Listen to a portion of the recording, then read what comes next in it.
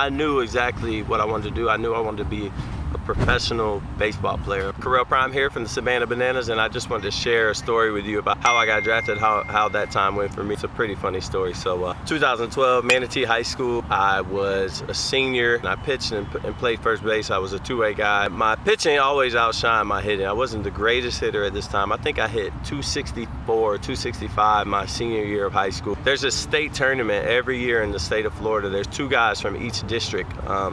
Each district in the state of Florida, they go to this tournament in Sebring, Florida. And so I went down there, Danny Mars and I, from Sarasota High School. Right before this tournament, I changed my swing at the plate. I could always hit, like it was always in there. I was just really uncoordinated, kind of goofy, big time mechanical, thought too much instead of just seeing ball, hitting the ball. I'm at this tournament and there's some future first rounders, you know, hanging around. Walker Weichel, Zach Eflin, guys like that. And I actually faced Zach Eflin my first at bat and hit a double off of him. So I changed my swing like a day before this tournament. I was like, man, I got nothing to lose. Troy Tulowitzki at the time, ironically, was one of my favorite players, one of my favorite swings to ever watch. So he used to hit pretty upright with like a toe tap. And I thought it was so cool and it just looked good and it looked like it felt good to him. So I started doing that. I had a really good BP, you know, with spraying line drives everywhere. I get in the game.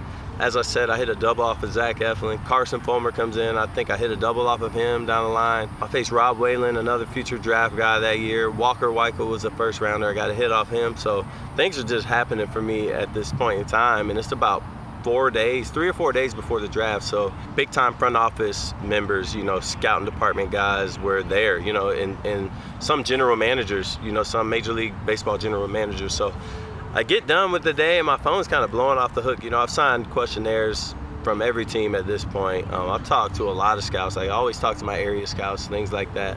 I always knew I was on radars, you know, to be drafted. It was just kind of, you know, when's he gonna put it together type of deal. I guess this tournament happened to all come together. I get a phone call after this particular day. I believe it was a Sunday. It was a call from the Colorado Rockies, and they were like, hey, you know, we want your son to come to Denver for this pre-draft workout. Don't tell any other team that he's coming. Just get to Denver on Tuesday. We're gonna have this workout. It's a private workout with about 10 or 11 guys. We just need them to get here. So this is graduation time, and for graduation, I believe we had graduation rehearsal the same day as the workout. You could not miss graduation rehearsal. It was like the #1 thing you just can't miss. You had to be there. So I talked to my principal and my assistant principal at the time. They're great guys. They're like, oh, of course, you know, this will be excused. You go to Denver and do your thing. There's guys at this workout, you know, David Dahl, I want to say maybe Addison Russell, Daniel Robertson, another first rounder. There was dudes there, and I was just like kind of looking around like, okay, like maybe, you know, maybe this is the thing. I get to the outfield, I run a 60-yard dash, probably like an 8.0 at this time. I was so slow.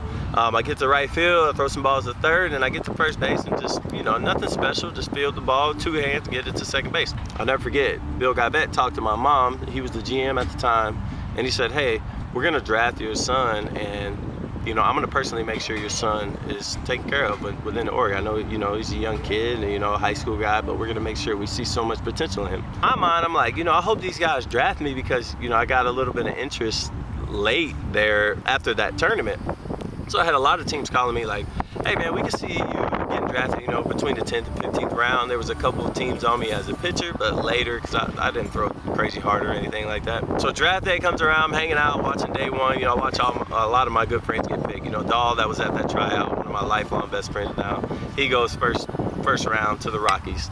And I see Keon Barnum, he gets picked up by the White Sox. You know, we were good friends too at the time. Day 2 comes around, I'm just hanging out, you know, I'm listening to the draft, I believe, on my phone or something like that, but I wasn't really in tune with it, and I wasn't too bummed out.